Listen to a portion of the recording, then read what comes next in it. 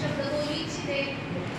मी ज्या वेळेला नोकरीला लागले या शिक्षण क्षेत्रात 2011 साली सांगली जिल्ह्यात, तर त्या एक 2-3 वर्ष शिक्षण सेवक पदावर असताना मी एक स्काउट गाईडचा कॅम्प केला. माझी शाळा इयत्ता 1ली ते 4थी होती आणि मुलांचा 4चा एक गट आणि उर्दूचा एक गट घेऊन आम्ही सांगलीला गेलेलो आणि तिथं 2 दिवसाचा कॅम्प होता मुलांचा.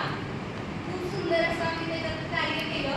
पण आमच्यात प्रशिक्षण होण्याचं कारण होतं. हे जे आज मी प्रशिक्षण घेते हे प्रशिक्षण होण्याचं कारण होतं. त्यामुळे आम्हाला तेवढे गुण वजा झाले आणि आमचा त्याच्यामध्ये नंबर आला नाही. हा एक महत्त्वाचं त्यावेळेला राहिलेलं काम आत्ता करायची संधी मिळते. आणि दुसरी एक महत्त्वाची गोष्ट की मी आता सध्या कार्यरत 2017 पासून इथं कोरेगाव तालुक्यात पळशी शाळेत आहे आणि माझ्या शाळेला राष्ट्रपती पुरस्कार मिळालेला आहे स्काउट गाईड संदर्भातला. पण आधीचे मुख्याध्यापक सांगतात त्या पद्धतीनं आम्ही दरवेळेला आपले राष्ट्रीय सण असतात 15 ऑगस्ट, 26 जानेवारी या दिवशी आम्ही स्काउट गाईडच्या ध्वजारोहण करतो. पण ते ओढ आलंय, परंपरेनं आलंय म्हणून करतोय.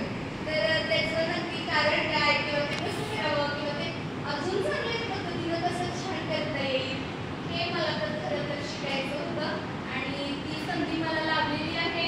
संधी मी मागून घेतलेली आहे आणि मी सकाळी वेळेत प्रशिक्षणासाठी आलेले आहे. तिथे आल्यानंतर आम्हाला सर्वांची ओळख सुंदर पद्धतीने झालेली आहे. आम्हाला सरांनी आता सांगितलंय की तुमचं वय आमच्याकडे डिपॉझिट करा, आम्ही जाताना तुम्हाला 7व्या दिवशी ते परत देऊ. तुम्ही आता 1लीचे म्हणजे 1ली ते 4थीचे गावचे स्टुडंट आहात आणि हे जे स्काउटचे आहेत ते 8वी ते 8वीपर्यंत. तर मला जे वाटतं सुचलं काही चुकलं असेल क्षमा करा. एवढे 2 शब्द बोलते आणि थांबते.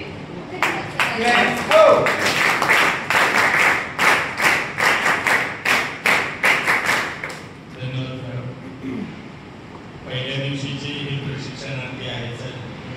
इथून पुढं 3ऱ्या दिवशी हे सर्व प्रशिक्षणार्थी युनिफॉर्ममध्ये आपणास पाहता येतील. मी आपणा सर्वांना विनंती करेन की वारंवार आपल्या ह्या प्रशिक्षणास आपण मार्गदर्शन करण्यासाठी भेट द्यावी.